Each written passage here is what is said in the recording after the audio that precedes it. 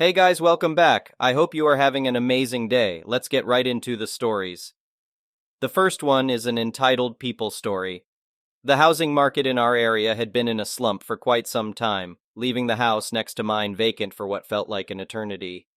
It was no surprise that eventually, people would find a way to make use of the abandoned property. To my initial astonishment, these squatters didn't fit the stereotypical image that had been ingrained in my mind by TV dramas. They appeared like ordinary neighbors, dressed cleanly and engaging in conversations with everyone. I never suspected a thing until their neglect of the property became glaringly apparent.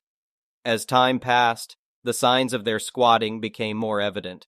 Their disregard for maintaining the house became noticeable, and they even approached me once, requesting to borrow my hose, which made me realize they didn't have access to water. Still, I adhered to the principle of minding my own business when it didn't directly affect me. Compared to other neighbors, they weren't the worst, and at least they seemed to be maintaining their personal hygiene and clothing. However, things started spiraling downward once they acquired a car. I couldn't fathom how they managed to afford it, nor did I want to delve into the murky details. The revelation of their ownership came about in the most bewildering way. One morning at the crack of dawn, I stumbled out of my house, half awake, preparing for another day of work. As I tried to back out of my garage, I discovered an obstruction of the most peculiar kind. Their car was parked diagonally, with half of it on my property and the other half jutting out onto the curb. It was an illegal parking job, rendering any chance of maneuvering impossible. The car was unfamiliar to me, and I wasn't inclined to go door to door at such an ungodly hour to inquire about it. My initial assumption was that someone had a drunken guest who parked irresponsibly or was simply incapable of driving. Regardless, I had no choice but to summon a tow truck, considering the vehicle was on my property without permission. Regrettably, this ordeal resulted in me being an hour late for work, leaving my boss less than thrilled. In my frazzled state, I failed to capture any photographic evidence to justify my tardiness. The following day, which happened to be a weekend, I was unexpectedly home. Suddenly, a series of aggressive knocks on my door shook the tranquility, causing my cat to leap in fright and scurry away.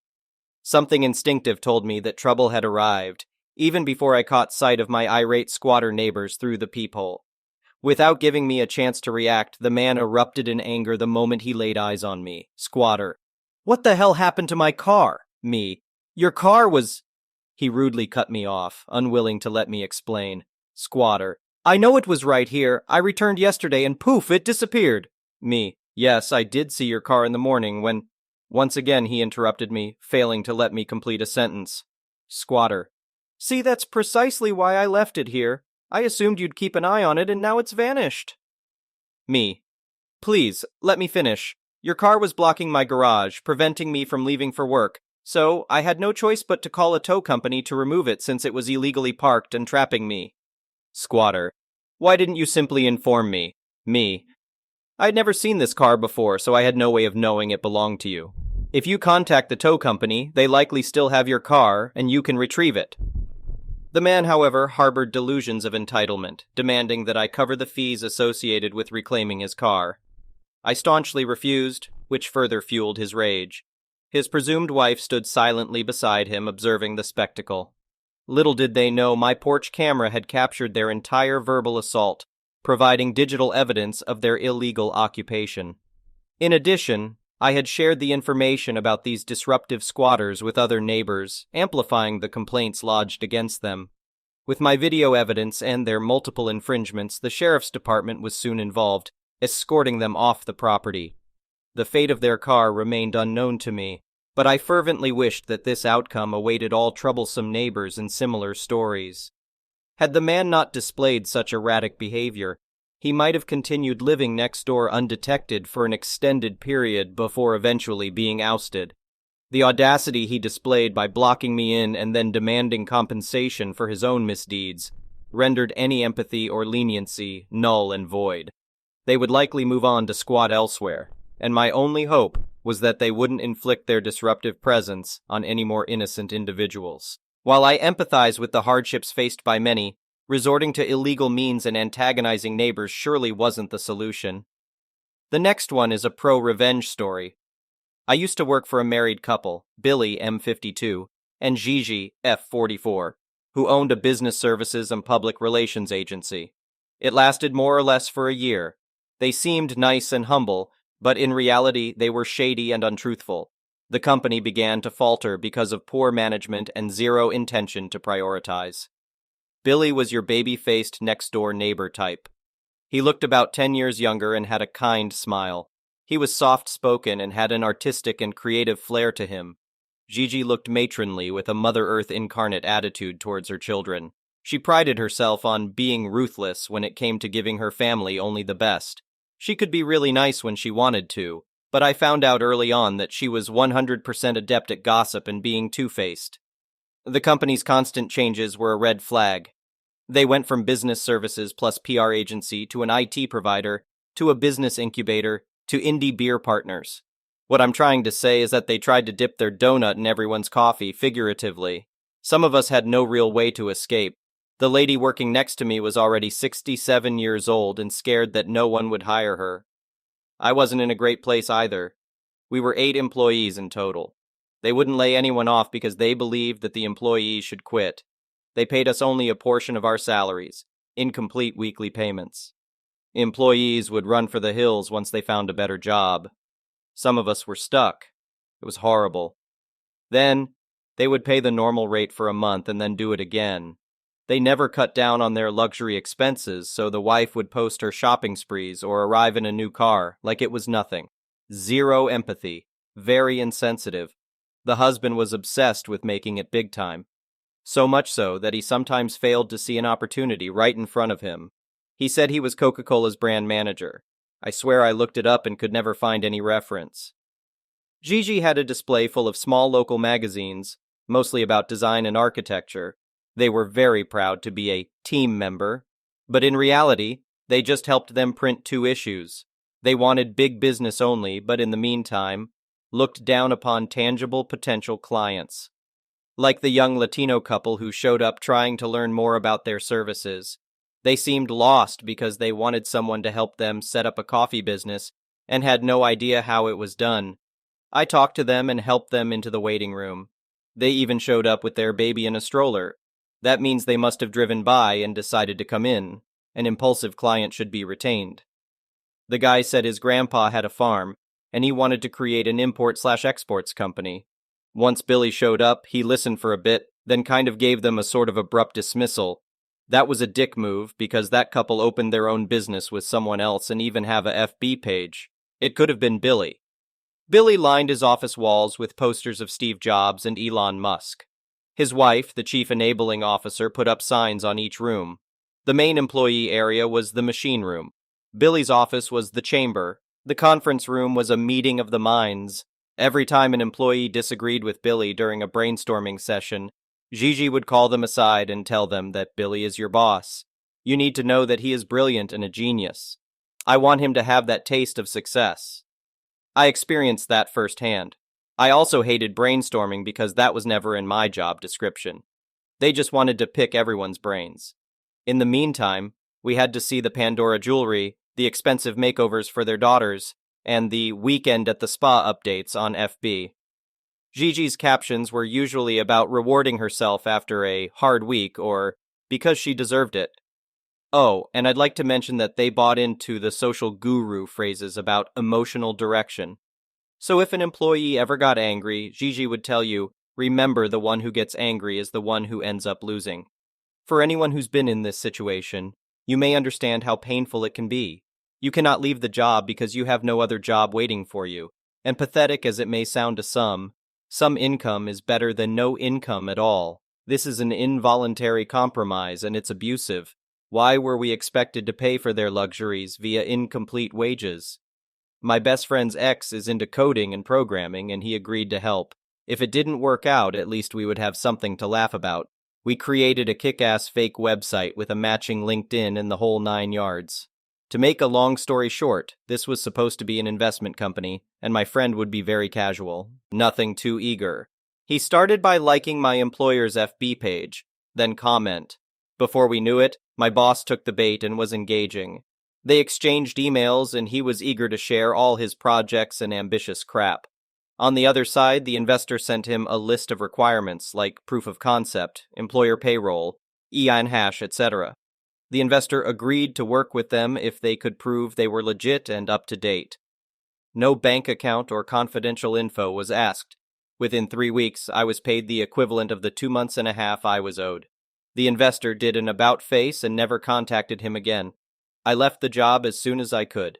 My friend, who remained until she got paid, told me our boss seemed off and a bit down after he announced big things are coming, but it all seemed to deflate. I never disclosed what was really going on. The next one is a petty revenge story. My granddad used to own a piece of land next to a horse racetrack. Their land almost surrounded my granddad's, except for him having access to a heavily trafficked public road.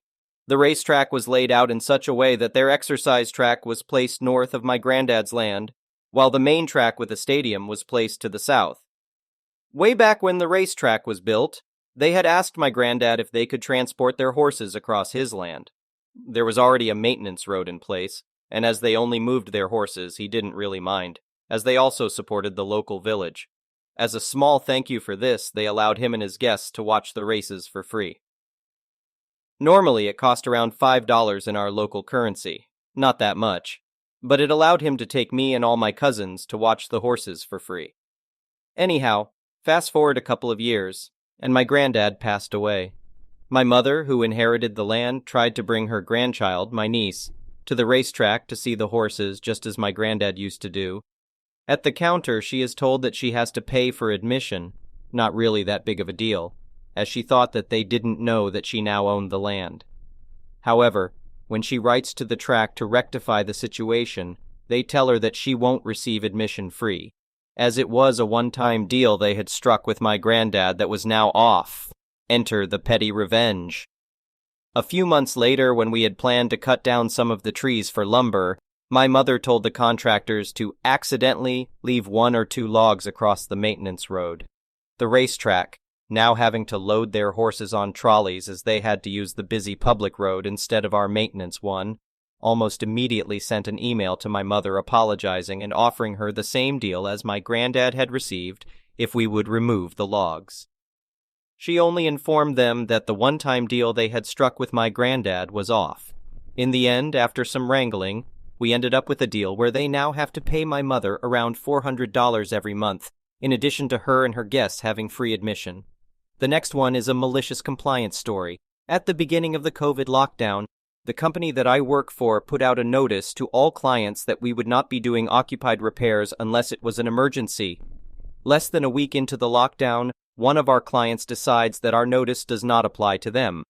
They call us to do an occupied repair for a hole in the wall with a side note to retrieve the baseball inside.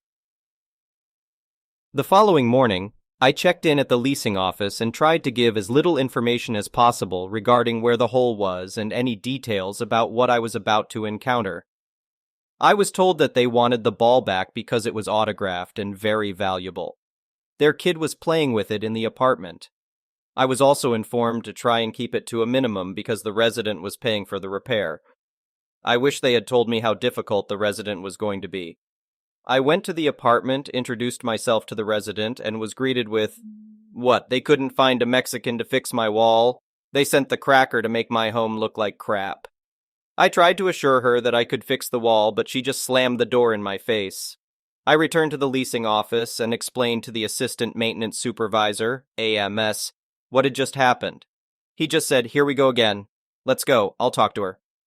We both went back to the apartment and the AMS told her that I'm more than capable of fixing the wall and he personally requested me to do the job. She let us in with a look of disapproval.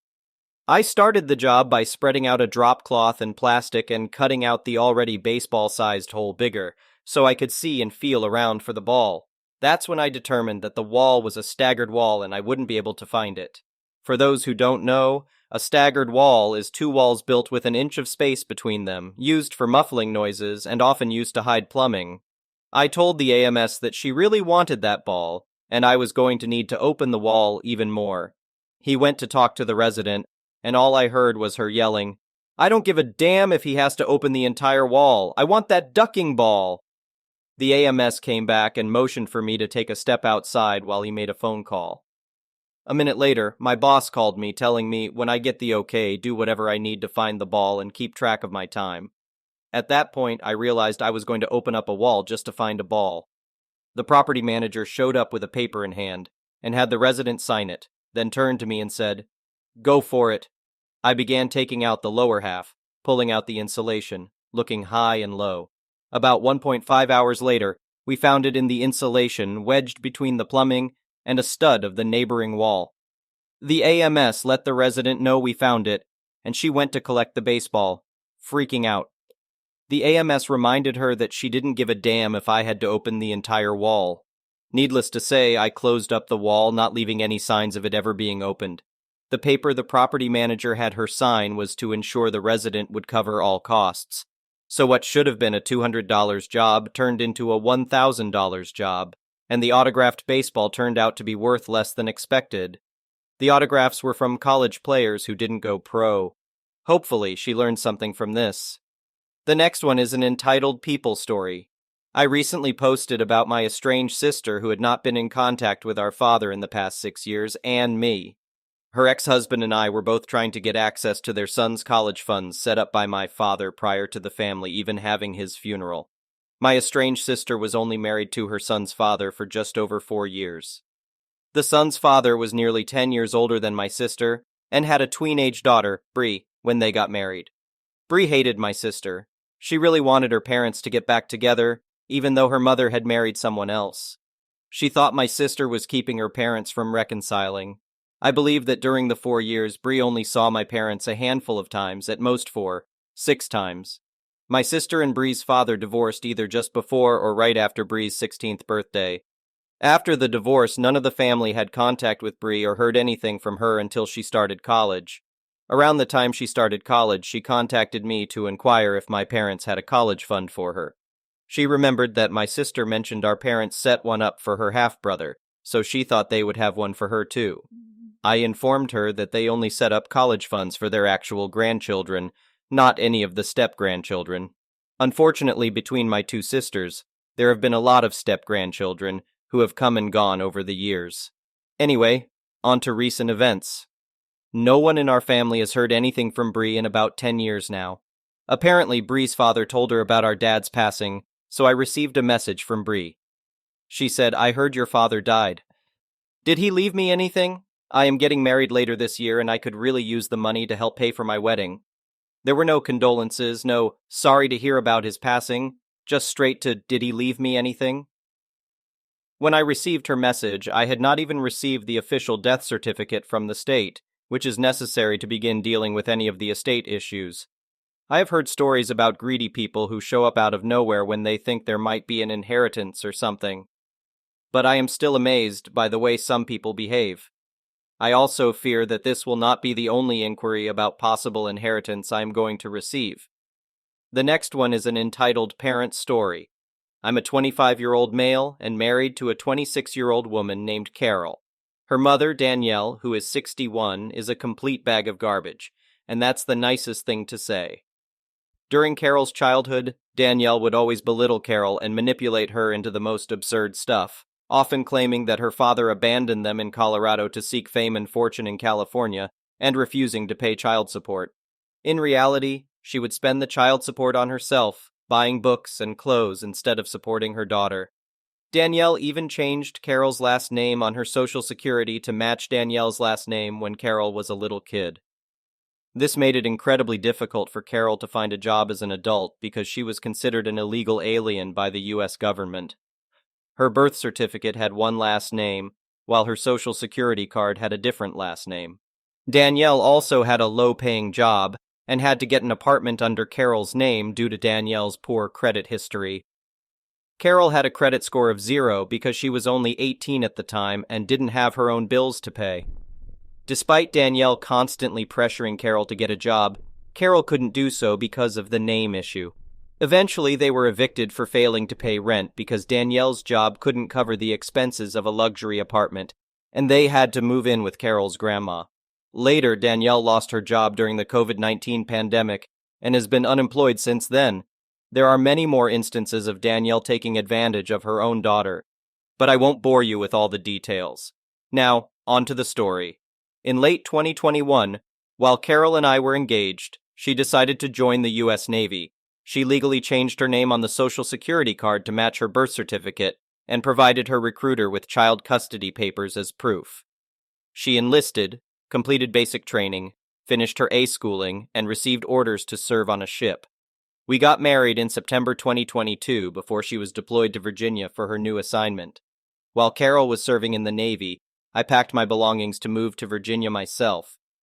During that time, I learned that Danielle was going to therapy, possibly to move on from her past behavior. I tried my best to avoid her, but she kept pestering me, wondering why Carol wasn't communicating with her during the day. I repeatedly informed her that Carol didn't have cell service on her ship, but it seemed to go in one ear and out the other. Finally, in December 2022, I arrived in Virginia to be with Carol. We had been ignoring Danielle's calls for a while. Fast forward to April. Carol received a text from Danielle asking her to call and talk. They had a lengthy conversation, during which Carol learned that her grandma's health was deteriorating. Around the same time, I received my brother's high school graduation invitation in the mail, and I wanted to attend his graduation in May. Carol also wanted to see her grandma, because she was concerned that her grandma might not make it to the end of 2023.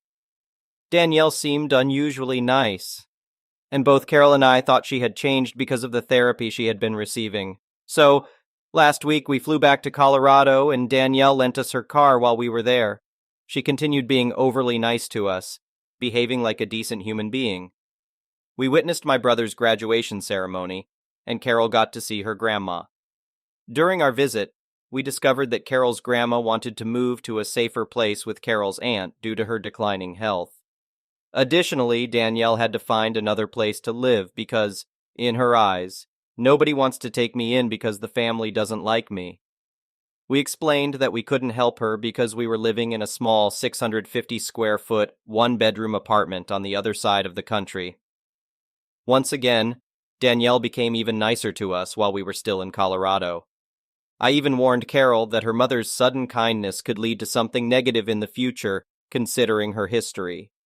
Carol agreed. A few days after we returned to Virginia, Carol received a text from Danielle stating that she would have to live in her car because nobody would help her. Carol asked why she couldn't get a job and find her own apartment.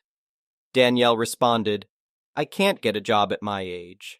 It's been too long, and it's very expensive to live on your own, especially in Colorado." Carol explained that we unfortunately couldn't assist her because firstly, we lived in a small apartment, and secondly, we resided 7 states away. And that brings us to today. I'm at work, and Carol called saying she needs to be with me. I asked if everything was okay because it was evident that something was wrong. She said she would explain when she arrived. 30 minutes later, she showed up, and I took my lunch break with her.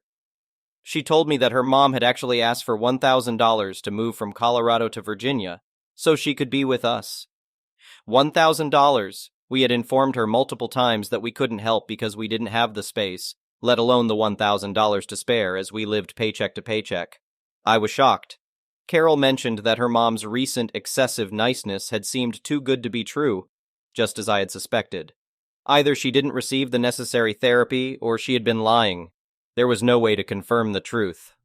I wasn't present for this part, but Carol and Danielle argued over the phone, resorting to exchanging profanities. Danielle was upset with Carol for not providing a home for her, even though she had done it for Carol for the first 20 years of her life. Carol ended the call by telling her mother, "Just leave us alone," before blocking her completely. Danielle is now homeless, living in her Nissan Sentra, but we couldn't care less. All those years Carol endured due to Danielle's entitled and narcissistic behavior are now catching up with her. Nobody wants to help her because she only cares about herself and knows what she's doing is wrong but doesn't give a damn. Personally, I don't care if she dies. When that happens, I'll piss on her grave. Thank you for watching. I would really appreciate it if you could like the video and subscribe to our channel if you haven't already. We'll see you again tomorrow.